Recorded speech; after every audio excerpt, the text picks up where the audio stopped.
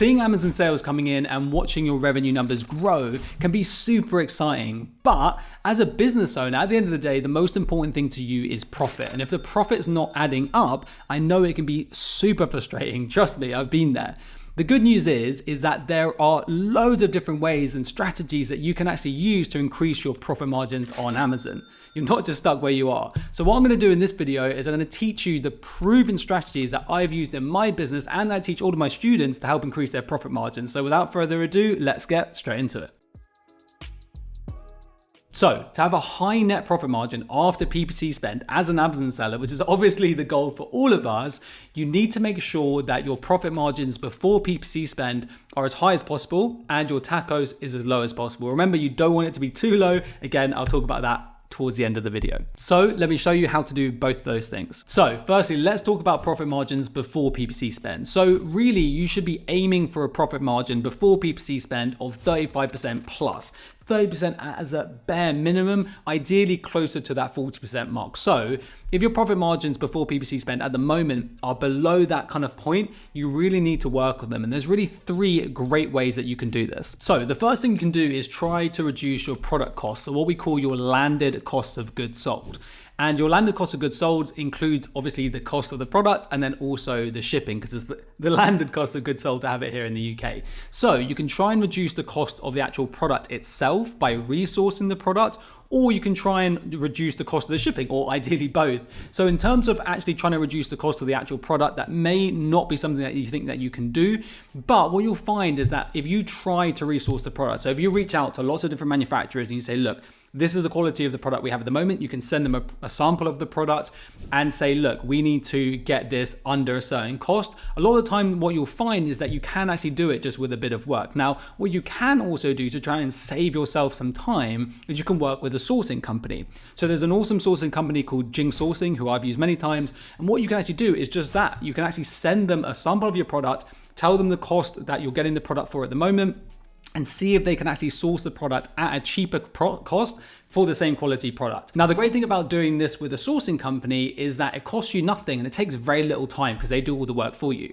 Either they won't be able to source the product cheaper, in which case you're just back to where you started, you haven't really lost anything, or they can actually source it cheaper, which is a winning situation. At the very least, it's going to give you some benchmarking to kind of work out whether the price that you're sourcing at the moment is a good price or not. So if this is something you want to do, I recently put out a video about exactly how to do this, so I'll link to that video up here and again down in the description as well. The second thing you can try and do to reduce your product cost is to try and reduce the shipping fee. So obviously, if you're shipping by air, switch to sea shipping. Air shipping is so much more expensive than sea shipping, so that's a really easy thing to do.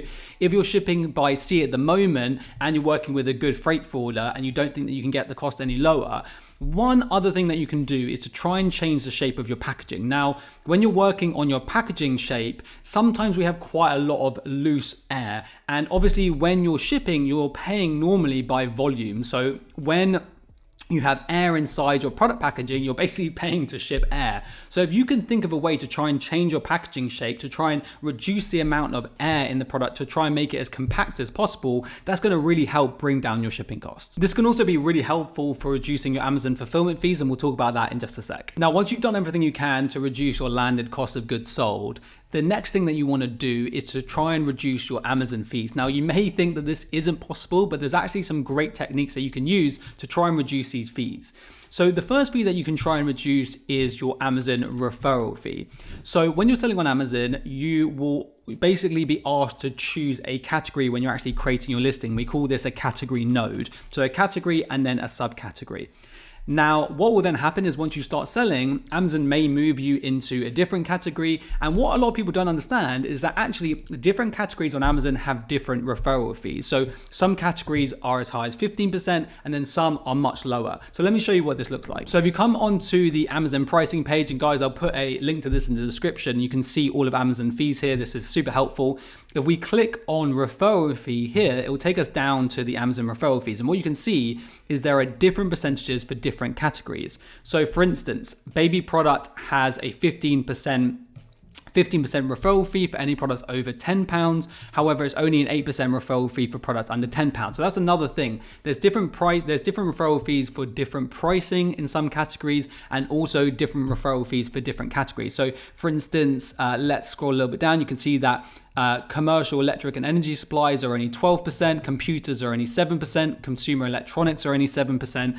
So what you can do is, if your product falls kind of into two subcategories, and this will happen quite a lot. There'll be two subcategories or two category nodes that are very similar and that your product could fall into. And one of them may have a 15% referral fee, and one of them may only have a 12% referral fee. Now, if that is the case and that happens with your product, and you're in the higher one, what you can do is contact seller support catalog team and basically ask them, request that they change the category node that your product's in. If they accept this change, then what will happen is your referral fee can actually be reduced to that lower referral fee. So this is a great trick to try and reduce that referral fee. And by the way, I am 100% not suggesting that you try and be sneaky with Amazon and try and move to a different category that's not accurate for your product. Only do this if there are two different subcategories or two different categories that your product could definitely fall into. Look at your competitors, see what kind of categories they fall into. If a close competitor falls into the cheaper one and then you think you can too, then go ahead and try this. The second thing that you might want to consider is that if you're in one of these categories, like baby products, for example, where there's these two tiers of referral fees, and you have a product that's close to that threshold, you may want to consider reducing your price. So for example, if you're selling, let's use this baby product example. Let's say that you're selling a product at £11. If you're selling a product at £11, then you would be over that threshold. You would have a 15% referral fee. That'd be about, I think, I write this out, £1.65. So after that, you'd be left with £9.30, £9.35. If instead you reduce your price to £9.99, number one, you're making the product offer more desirable. Your conversion rate's going to go up, which will also help with your PPC campaign cost. And secondly, what's going to happen is you're going to drop to that 8% referral fee. So instead of having a £1.65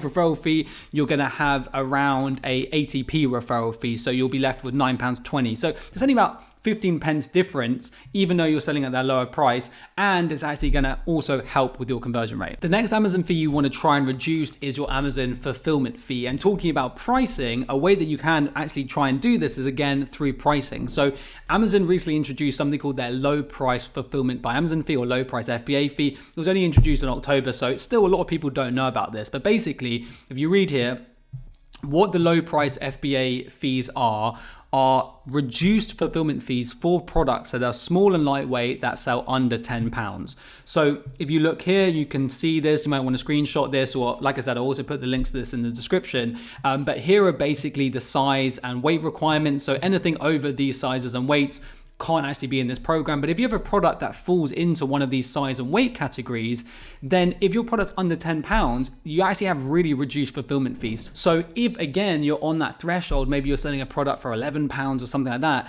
or even £12, you may want to consider reducing that product to $9.99, just under that £10. If that's going to reduce your referral fee and also reduce your fulfillment fees, you might find off that you're actually better off financially, at your bottom line, having those lower sale prices. And also it's going to really help boost your conversion rate. It's going to bring down your PPC campaign ACOS and your TACOs because your conversion rate is higher, and do loads of good things for your business. The next thing that you can try and do to reduce your fulfillment fees is something that I call packaging optimization. And what packaging optimization is obviously not changing the volume of your packaging. Now, obviously, if you're shipping loads of empty airspace, like I mentioned earlier, try and reduce your packaging size as small as possible. Also, if you're shipping in poly bags or just loose plastic bags, what Amazon will do is they'll often stretch those poly bags out as far as they go and then take the measurement. So trying to make your packaging as tight as possible will definitely reduce the fulfillment fees, but that's not really what I'm talking about. That's definitely something you should do though. With packaging optimization, what you're trying to do is change the shape of your packaging rather than the volume. Now, if your packaging is as small as it can be, you're not going to be able to reduce the volume because it's full of your product. But what you may be able to do is change the shape of your packaging to be a slightly different size. And let me show you what I mean by this. What you can see on Amazon is that there are shipping size tiers. So we have extra large envelopes, small parcel, standard parcel, small oversize, standard oversize, and so on. Now, what you can see is that to fit into these kind of sizing tiers, your product has to fall under certain dimensions. So What you can find is that sometimes you push yourself into a higher fulfillment tier just by your packaging being over a certain size. So for example, if your packaging was 37 centimeters on one side, but all the other sides were way under 25 or 12, you would still push from small parcel into standard parcel, even if it was quite a small package, just because one of the sides of your packaging went over by 1 or 2 centimeters, the maximum 35 centimeters for the longest size. So let's say that your product weighed under 900 grams, you can see that your fulfillment fee would shoot up from £2.99 to £3.30. Now that doesn't sound like a lot, but trust me, that can have a big impact on your profit margin. So what you can do is actually just try and change the shape of your packaging to try and get that one side under that 35 centimeters. And just by making that one small change, by making your packaging a bit wider and a bit less long, what you can actually do is you could push yourself from standard parcel into small parcel,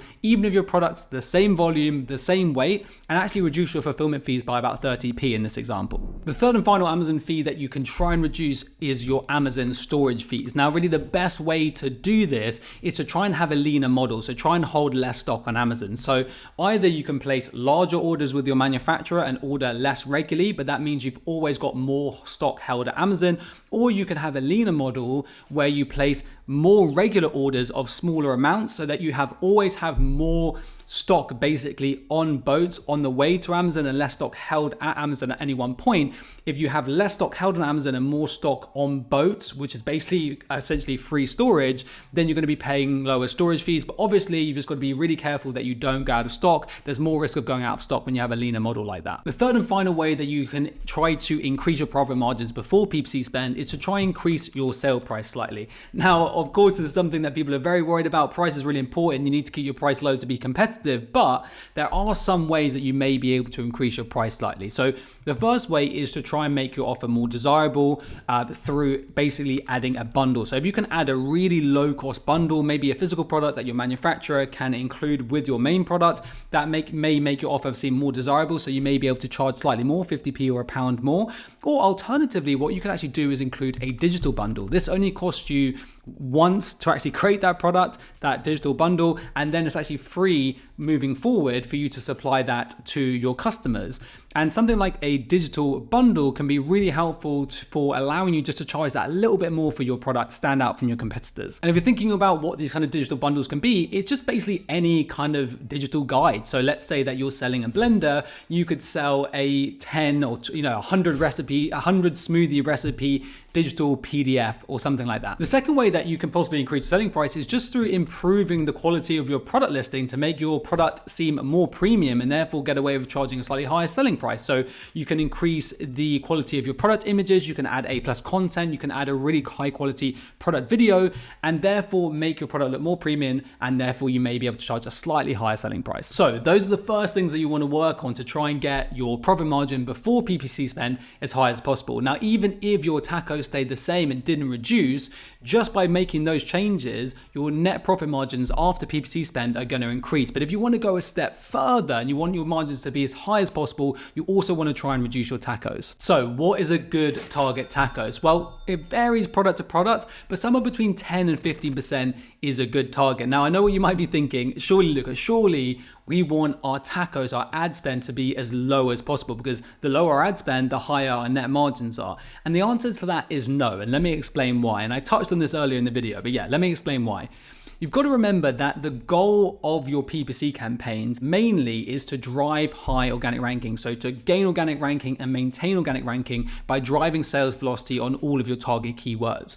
So if your goal is just to reduce your tacos as much as possible and just reduce your ad spend as much as possible, what will happen is your PPC campaigns will stop working. They'll stop doing what they're meant to be doing. They'll stop driving and maintaining your high organic ranking. So if you bring your tacos too low, you're just not going to be aggressive enough with your PPC campaigns for them to be doing their job of maintaining your high organic ranking. But on the flip side, if your ACOS and your tacos is too high, it's going to wipe out your profit margin. So a healthy middle ground between your PPC campaigns being effective at maintaining organic ranking and also profitability is around a 10 to 15% tacos. So how do you actually go about reducing your ACoS? Well, it's all about bringing down your PPC campaign ACoS while increasing your organic ranking and the percentage of sales that are coming organically. And to be able to do this, you need to have a solid PPC campaign strategy and really understand how to optimize your PPC campaigns. And I'm going to show you exactly how to do that in this video here. So click on this video, give it a watch, and I'll show you how to reduce your tacos in part 2 right here.